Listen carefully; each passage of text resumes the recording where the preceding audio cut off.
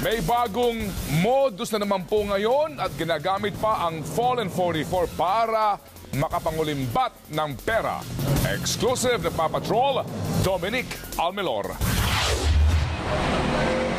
Contractor ng isang proyekto sa National Irrigation Administration si Charlie.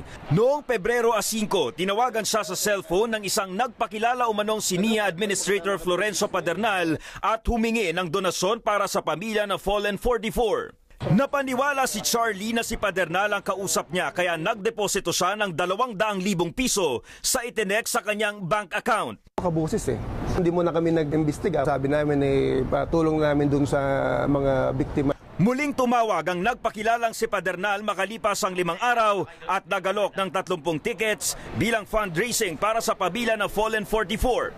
6,000 pesos ang halaga ng bawat ticket.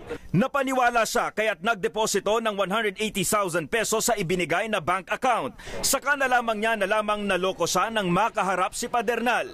Hindi ko siya kilala, nakausap ko lang siya ngayon Dumulog si Charlie sa Citizens Crime Watch para maimbestigahan ang kaso. Nakakalungkot, namatayan na nga, but mukhang gusto pa nilang pagkakitaan.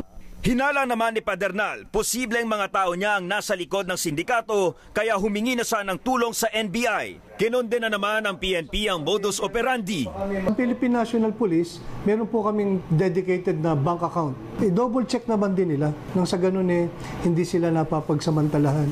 Ayon sa Citizens Crime Watch, ilan pang mga nabiktima na modus operandi ang nakatakdang lumutang sa mga susunod na araw para magreklamo at mapanagot sa batas ang mga nasa likod ng paggamit sa Fallen 44 para makapanloko.